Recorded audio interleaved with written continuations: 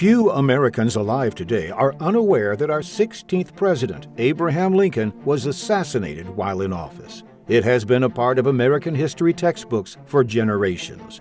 But unanswered questions and little-known facts about his final hours remain, which are both revealing and disturbing. And it has been contended by forensic anthropologists that the president was actually dying months before the fatal shot, which ended his life. Before we get started, make sure to subscribe to the Point of the Spear channel and let us know in the comments what other history topics you'd like to hear about. Abraham Lincoln was born on February 12, 1809, on a farm near Hodgenville, Kentucky, and later moved to the edge of the frontier of Indiana when he was 7. A voracious reader, he had little formal education, but devoured every book he could get his hands on. The family moved to Illinois in 1830 when Abe turned 21, and he struck out on his own. Becoming an entrepreneur, he co-owned a general store for several years until selling his stake and enlisting in the militia as captain. Illinois was being threatened in the Black Hawk War of 1832. Black Hawk, a Sauk chief, believed he had been swindled by a land deal and sought to reclaim his old holdings.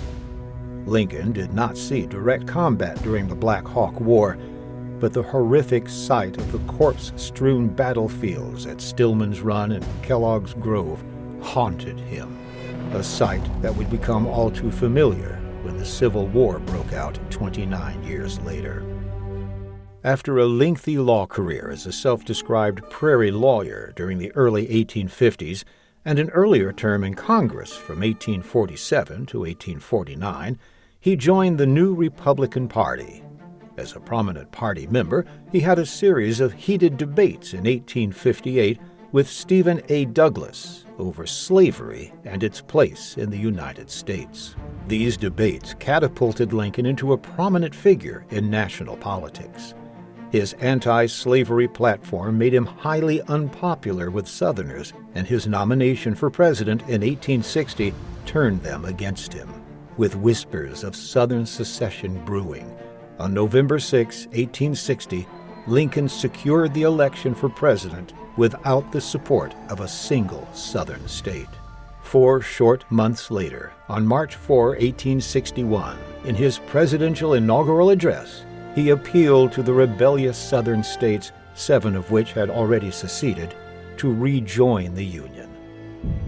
Less than 40 days later, on April 12, 1861, the Civil War began with the Confederate bombardment of Fort Sumter, South Carolina, situated in Charleston Harbor. Over the next 4 bloody years, a national tragedy on a scale unimaginable to the American founding fathers unfolded across America's once bucolic landscape. The strain of trying to preserve a union that wanted to tear itself apart took a heavy toll on the once youthful American president. It was a burden that sent him into a deep depression, an affliction he had battled since childhood. By early 1865, it was evident that the war had aged him decades beyond his 56 years. The difference is striking in comparing a photograph of the president taken in January 1864 to one from February 1865. Modern endocrinologists examining the later photos of Lincoln contend that he was suffering from a rare endocrine disorder called MEN2B, or multiple endocrine neoplasia type 2B, in which most patients will die of thyroid cancer if the thyroid is not removed.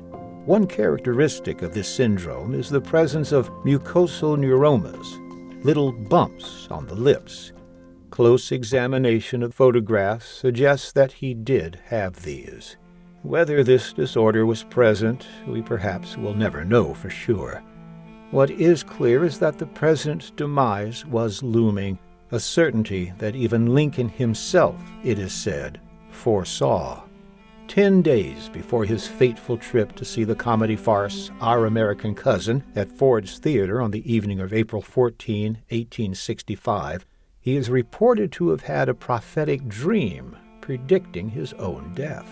According to his close friend and sometimes bodyguard, Ward Hill Lamont, who shared the story in the 1880s, Lincoln experienced a precognitive dream where a death-like stillness suddenly surrounded him. He started to hear subdued sobs within the White House and wandered the halls, invisible, ending up at the East Room, which the president entered. There he saw a corpse wrapped in funeral vestments and noticed soldiers acting as guards. Whether the tale is true or not is unknown. On the morning of his assassination, members of Lincoln's cabinet recalled that the president told them he dreamed of sailing across an unknown body of water at great speed the night before.